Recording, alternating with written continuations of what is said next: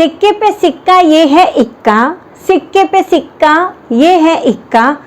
आज बताऊंगी इसका ऐसा राज, पूर्ण होंगे आपके सारे काज।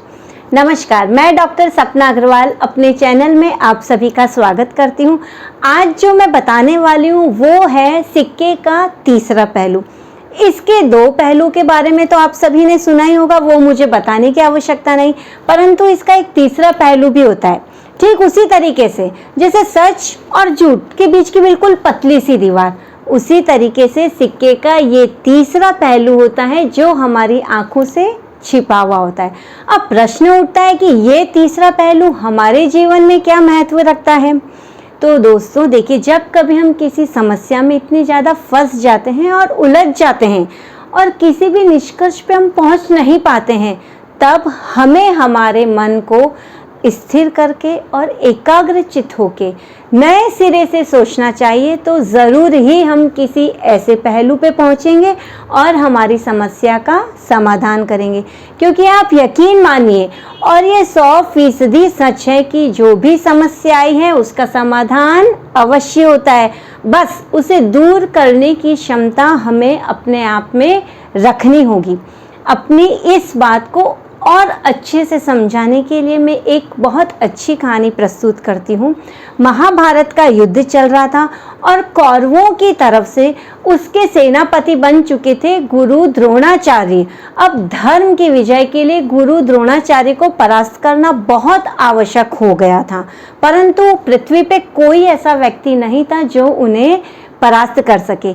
इसीलिए पांडवों ने श्री कृष्ण की सहायता से गुरु द्रोणाचार्य के सामने समाचार पहुंचाया कि अश्वत्थामा मारा गया। चूंकि गुरु द्रोण पुत्र मोह में थे, इसीलिए उन्होंने जैसे ही ये समाचार युधिष्ठिर के मुंह से सुना, उन्होंने अपने शस्त्रों का त्याग कर दिया, युद्ध भूमि में बैठ गए और धृष्टद्युम्न ने उनकी हत्या कर दी। अब देखिए साथियों कि ये कहानी मेरी इन बातों पे कहाँ तक सार्थक होती है, ये मैं बताती हूँ। जो भी समस्या हुई पांडवों के बीच में, श्री कृष्ण के साथ मिलके उन्होंने उसका समाधान निकाला। गुरु द्रोणाचार्य ने सिर्फ 2 ही पहलुओं पे ध्यान दिया कि मेरा पुत्र अश्वत्थामा अमर है और दूसरा पहलू युधिष्ठिर सत्यवादी है। उन्होंने किसी तीसरे पहलू पे ध्यान नहीं दिया और उसका नतीजा हमारे सामने है। जबकि पांडवों ने तीनों पहलुओं पे ध्यान दिया कि गुरु द्रोणाचार्य को परास्त नहीं किया जा सकता, उनके पुत्र अश्वत्थामा को नहीं मारा जा सकता। जब दोनों से समस्या का समाधान नहीं हुआ तो वे तीसरे पहलू की तरफ बढ़े और युधिष्ठिर के मुंह से आधा सच कहलवाया कि अश्वत्थामा मारा गया, क्योंकि जो अश्वत्थामा मारा गया वो गुरु द्रोण का पुत्र ना होके एक हाथी था। तो साथियों, मैं आपको यही समझाने का प्रयास कर रही हूँ कि यदि हम भी कभी किसी समस्या में फंसे तो स्थिर होके नए सिरे से सोचे तो हमें ज़रूर ऐसे छिपे हुए पहलू नज़र आएंगे और उनका समाधान करके हम आगे बढ़ सकेंगे।